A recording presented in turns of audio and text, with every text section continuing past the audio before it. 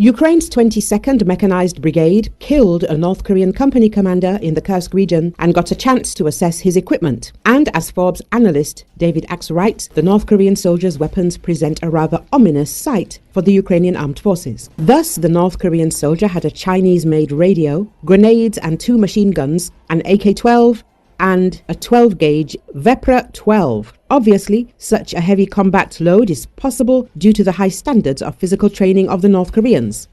As analysts note, the Vepra 12 shotgun is obviously designed to combat FPV. At the same time, the Ukrainian military notes that the DPRK military has excellent training in terms of accuracy. As the military notes, the North Koreans have developed a suicidal but quite effective tactic for capturing Ukrainian drones. One person acts as bait and 2 others set up an ambush and destroy the drone. Fitness, a sophisticated shotgun and sophisticated counter-drone tactics did not save the North Korean soldier when he engaged the battle-hardened 22nd Mechanized Brigade. But his outstanding equipment certainly made for an ominous sight for Ukrainians in the Kursk region, Axe writes. The Ukrainians have even armed some of their drones with dual shotguns, transforming them into aerial drone hunters. Some impoverished Russian troops have taken to social media to beg for supporters back home to send them shotguns. Any shit will do, one desperate Russian pleaded. By contrast, the North Korean colonel's own shotgun may be military issued. More than a few Ukrainian observers have noted the North Koreans' superior preparation for the current era of drone warfare. The Koreans have impeccable marksmanship training, explained Volodymyr Demchenko, a Ukrainian soldier and filmmaker. The statistics on the small drones they have destroyed attest to this fact.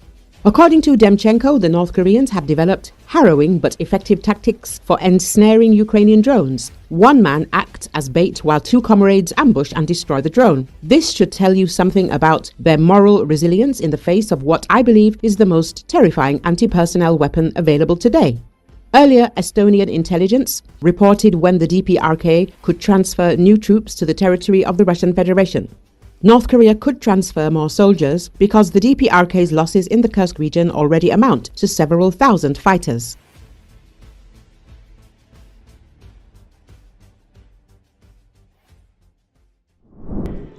India celebrated its 76th Republic Day on Sunday with a colorful parade displaying its military might and cultural diversity on a boulevard in the heart of country's capital.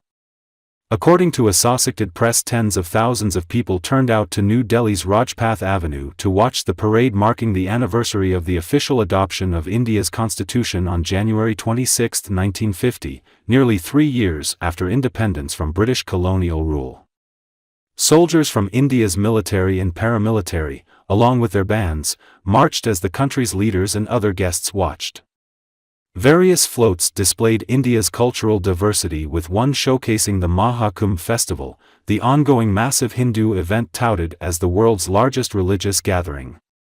Indonesian President Prabowo Subianto attended the parade as the chief guest and was flanked by India's President and Prime Minister. A 342-member band and marching contingent from the Indonesian National Armed Forces joined the parade, the first time the ASEAN countries' troops have joined any foreign parade. India traditionally invites foreign leaders to witness the spectacle. French President Emmanuel Macron was the guest of honor last year and former U.S. President Barack Obama in 2015. 10 Southeast Asian leaders watched the parade in 2018. Sukarno, Indonesia's first president and the leader of the country's independence struggle, was the chief guest at India's first Republic Day celebration in 1950. Thousands of men and women in colorful costumes played marches, performed traditional dances and pulled motorbike stunts during the 90-minute parade. It also showcased India's domestically built defense equipment and military systems, including tanks, infantry combat vehicles, radar systems, and missile systems. Some 5,000 artists, carrying traditional props like spears, swords and drums, performed over 40 dance forms from different parts of India in a cultural performance that lasted about 10 minutes. The parade ended with a flypast by Air Force fighters, including Rafale jets, transport planes and helicopters.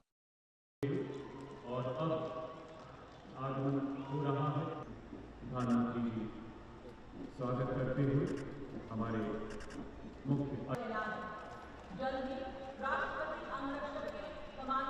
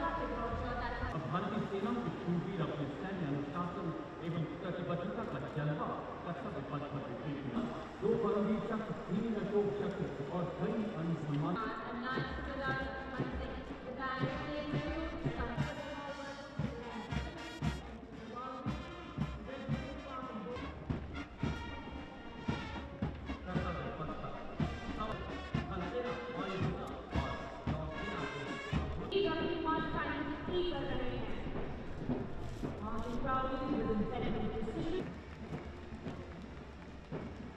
marching in unison and sound.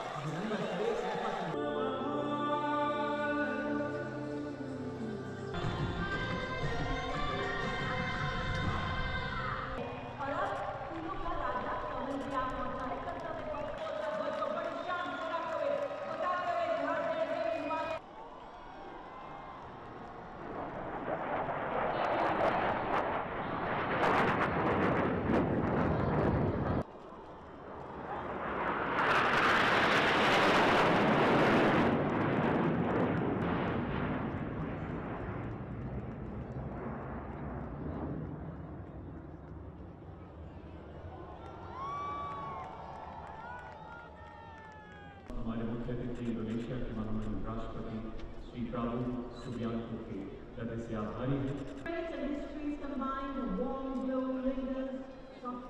रोशनी का संकल्प ले अभी दृढ़ निश्चय के साथ चलकर